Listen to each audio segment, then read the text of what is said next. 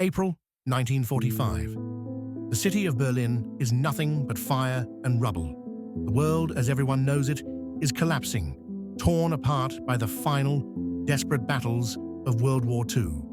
Deep beneath the ruins of the Reich Chancellery, the ground trembles with every Soviet shell that screams overhead. In this concrete tomb, known as the Führer bunker, Adolf Hitler is hiding, a cornered animal in his own collapsing empire. Days later, an eerie silence falls over the city. The guns stop firing. The official story that emerges is simple, clean, and definitive. Hitler, facing inevitable defeat, ended his own life in that bunker. With his death, the war in Europe was effectively over. A neat and tidy end to a horrific chapter in human history. But almost as soon as the dust settled, the questions started to whisper through the ruins. Where was the body? The Soviets claimed they had it, but the details were murky, inconsistent. Eyewitness accounts from those who survived the bunker's final days were a tangled mess of conflicting stories. One person said this, another swore they saw something completely different. Even more confusing, official reports from both the Allied and Soviet intelligence agencies seemed to contradict each other. How could the end of the world's most wanted man be so uncertain? When the first Red Army soldiers finally broke into the bunker, they discovered a scene of chaos and hurried destruction. Outside, in a shallow crater in the Chancellery Garden, they found two charred, unrecognizable bodies, supposedly those of Hitler and Eva Braun. But the story didn't end there.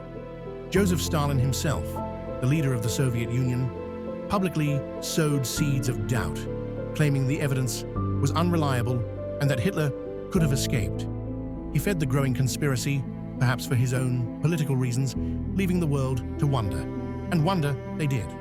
The vacuum of concrete proof was quickly filled by a whirlwind of incredible theories. Some whispered of a network of secret tunnels, a hidden escape route leading out from the heart of Berlin. Others swore he'd made it onto a U-boat, fleeing across the Atlantic to a new life in the remote mountains of Argentina. These weren't just wild rumors whispered in smoky bars. Declassified files from the FBI and CIA show that intelligence agencies took these possibilities seriously, investigating reported sightings and following leads for decades after the war. The ghost of Hitler was being hunted all over the globe, from South America to Antarctica. Was it all a smokescreen, or was there something to it? For over half a century, the mystery festered, a perfect storm of missing evidence, political intrigue, and the public's fascination with the unknown. It wasn't until the dawn of the new millennium that modern science finally began to shed some definitive light on those final, chaotic days. In the year 2000, Russian archives allowed researchers to perform DNA analysis on a skull fragment they had long claimed was Hitler's. The result was a bombshell. The DNA belonged to a woman, someone under the age of 40. This revelation threw gasoline on the fire of conspiracy theories. Was this proof he had escaped? But the story took another turn. Later, a separate team of forensic scientists was given access to another key piece of evidence held in Moscow, a fragment of a lower jawbone. This time, the analysis was conclusive.